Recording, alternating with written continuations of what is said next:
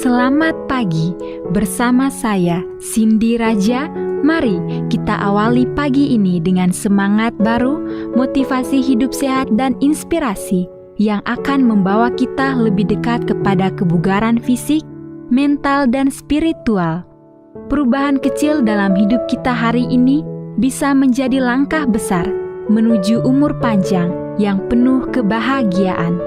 Bersama kita akan merangkul kisah kemenangan, wawasan menarik, dan kekuatan harian yang berakar pada kebesaran Sang Pencipta. Tetap bersama kami di program Renungan Pagi, di mana setiap kata adalah dorongan untuk hari yang lebih baik. Kita mulai pagi ini dengan syukur dan harapan menuju hidup bugar selamanya. Ditulis oleh Kai Kusma bersama Pendeta Denny Kanajo. Selamat mendengarkan. Shalom, selamat pagi para pendengar yang diberkati oleh Tuhan dimanapun Anda berada saat ini. Kita akan sama-sama mendengarkan firman Tuhan melalui audio Renungan Pagi. Pada tanggal 2 Juni 2025 dengan judul Tuhan Membersihkan Hidup Saya.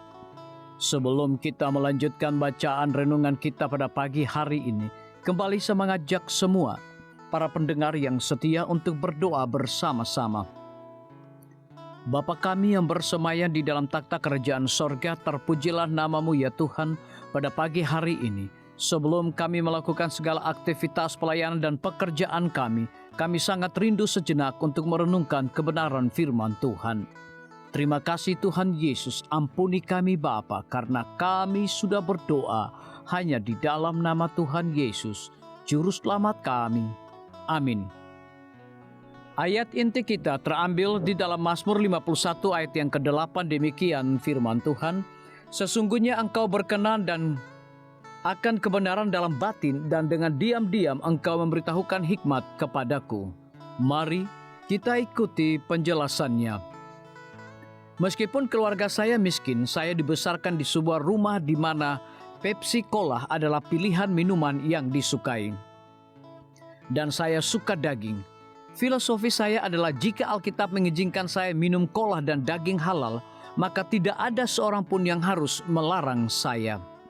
Namun, setelah jangka waktu tertentu, daging di rumah kami terus berkurang sampai saya menjadi vegetarian.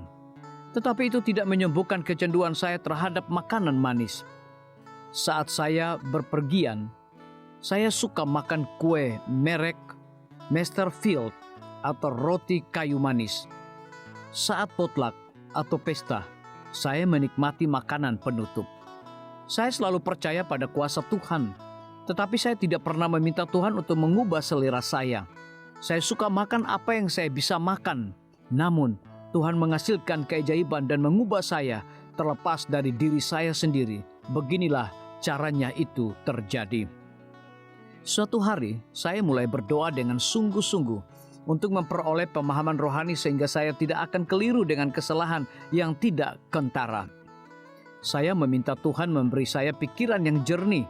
Saya meminta Tuhan untuk tidak membiarkan saya melakukan apa saja yang dapat menghalangi Three Angels Broadcasting Network sebagai saluran yang dapat Tuhan gunakan untuk menyebarkan pekabarannya ke seluruh dunia. Pada hari yang sama, saya melakukan puasa jus. Saat puasa saya selesai dan waktu sarapan tiba, sereal dingin saya yang biasa saya makan terlihat tidak enak. Gantinya, saya memakan beberapa buah. Saya pergi ke Wendy's pada waktu makan siang untuk makan kentang panggang. Saya mulai memesan keju dan brokoli, tetapi saya berkata, tolong berikan pada saya yang polos saja. Ketika saya mulai memakannya, saya berkomentar, bagaimana mereka membuat makanan ini terasa begitu enak? Waktu makan malam tiba dan saya inginkan hanyalah salad. Susu bahkan tidak terlihat enak. Beberapa minggu telah berlalu ketika saya menyadari bahwa selama ini saya belum makan apapun yang mengandung telur, susu, keju, atau gula. Saya mulai merasa lebih baik dan kolesterol saya turun.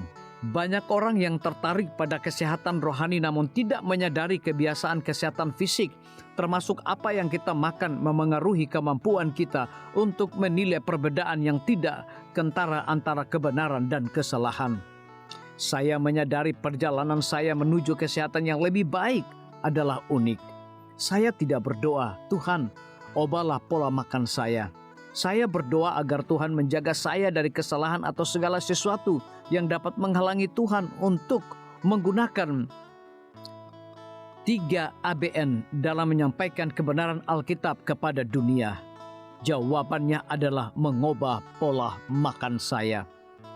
Adakah sesuatu dalam hidup Anda yang mungkin menghalangi kesehatan rohani Anda? Biarlah bacaan renungan kita saat ini akan menjadi berkat bagi kita semua. Kembali saya mengajak semua para pendengar yang setia untuk berdoa bersama-sama. Bapa kami yang bersemayam di dalam takhta kerajaan sorga, terima kasih Tuhan Yesus, oleh karena firman-Mu pada pagi hari ini memberikan berkat dan kekuatan rohani bagi masing-masing kami.